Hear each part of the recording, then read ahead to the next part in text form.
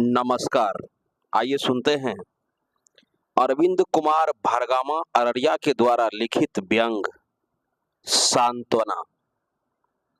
व्यंग का वाचन आपका ही दोस्त अरविंद कुमार भार्गवा अररिया का है। सांत्वना।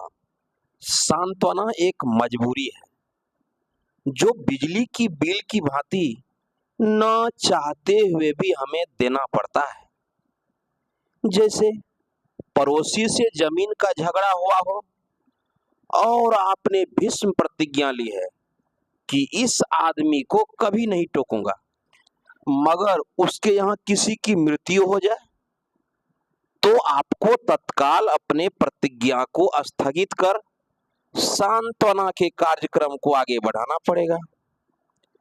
असफल होने पर सांत्वना, बीमार होने पर सांत्वना, मृत्यु पर सांत्वना, मुकदमेबाजी पर सांत्वना, निलंबित होने पर सांत्वना, किसी वस्तु की चोरी हो जाने पर सांत्वना। ओह, ये सांत्वना देने वाले जीव ऐसे मौके पर स्वतः प्रकट हो जाते हैं जैसे किसी समय तपस्या से खुश होकर भगवान प्रकट होते थे। इन जीवों में आस पड़ोस से लेकर रिश्तेदार व दोस्त मित्र सभी शामिल होते हैं। अब मुझे ही देखिए, मैं बीमार हालत में बेड पर पड़ा हूं। महीने का अंतिम समय चल रहा है। पैसे की भारी कर्की चल रही है। कर्ज उठाकर प्रारंभिक स्वास्थ्य लाभ ले रहा हूं। इधर मेरी बीमारी की खबर पाकर टोले के लोग सुबह से ही बारी बारी से सांत्वना देने पहुंच रहे हैं। सबका एक ही सवाल है, कैसे हुआ, कहां हुआ, अरे कब से हुआ, कितना दिन से है भाई, अरे कौन डॉक्टर से दिखलाए। ओहो, फिर मुफ्त का सलाह। पूर्णिया में नहीं दिखलाइएगा, लुटेरा सब है। पटना दिखलाइए, है भक्त, नेपाल ले जाइए ना। झूठे दिमाग लगा रहे हो तुम लोग। मधेपुरा मिशन ले जाओ, तुरंत टनाटन हो जाएगा। अरे हम तो कहते हैं रानीगंज महतो जी के पास ले जाइए, कम दाम में अच्छा काम। जितनी मुंह उतनी सांत्वना। मेरे घर में 2008 की तरह सांत्वना की बाढ़ आ गई है। मैं मीडिया ब्रीफिंग की भांति सबके सवालों का जवाब देने में असमर्थ हो रहा हूं, मगर सांत्वना देने वाले जीव मेरा पीछा नहीं छोड़ रहे हैं। मैं भाग रहा हूं, वो खदेड़ रहे हैं।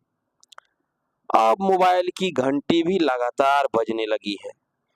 कुछ रिश्तेदार पिंड छुड़ाने के लिए फोन पर सांत्वना दे रहे हैं कि कहीं बाद में उल्हन न सुनना पड़े कि बीमार हालत में आपने मेरा हाल चाल नहीं जाना। कुछ रिश्तेदार सेब संतरा लेकर मेरे पास सांत्वना देने आ रहे हैं। सबका वही सवाल, क्या हुआ, कैसे हुआ, कब से हुआ, तथा मकसद वही सांत्वना रूपी रस्म की अदायगी। इधर मेरी पत्नी उन लोगों के लिए चाय और भोजन बनाते बनाते परेशान है। उधर मैं उन लोगों के प्रश्नों का जवाब देते देते और भी बीमार हो रहा हूं। बड़ी मेहनत से मैंने बारी में गोभी लगाई थी। मेरी बीमारी में पधारे सांत्वना रूपी जीव ने मेरे सारे गोभी खा गए। हालांकि रिश्तेदारों को देखकर मेरी आंखों में एक विशेष चमक पैदा हुई थी। मुझे लगा था कि ये लोग मेरे जख्म पर सांत्वना के साथ साथ आर्थिक मदद की भी लेप लगाएंगे, मगर मेरी उम्मीद निराशा की भेंट चढ़ गई। खैर, कर्ज उठाकर मैं अपना इलाज करवा रहा हूं, मगर सांत्वना ने यहां भी मेरा पीछा नहीं छोड़ा है। मेरे एक शुभचिंतक ने फेसबुक पर मुझे टैग कर अस्पताल की फोटो डाली है। अब सांत्वना वहां सक्रिय हो गई है। मैं चुपचाप इन सांत्वनाधारी जीवों को मोबाइल पर टुकुर टुकुर देख रहा हूं। अभी आप सुन रहे थे अरविंद कुमार भार्गवा अररिया के द्वारा लिखित व्यंग सांत्वना। वाचन आपका दोस्त अरविंद कुमार भार्गवा का ही था। वाचन अच्छी लगे तो लाइक करें, कमेंट करें और हाँ, सब्सक्राइब करना ना भूलें, ताकि मैं आपकी सेवा में इसी तरह एक पर एक साहित्यिक विधाओं की रचनाएं लेकर आता रहूं। तब तक के लिए लेते हैं इजाजत। मिलते हैं फिर किसी और कहानी या व्यंग या साहित्यिक रचना के साथ अगली वीडियो में। Bye bye. Thank you so much.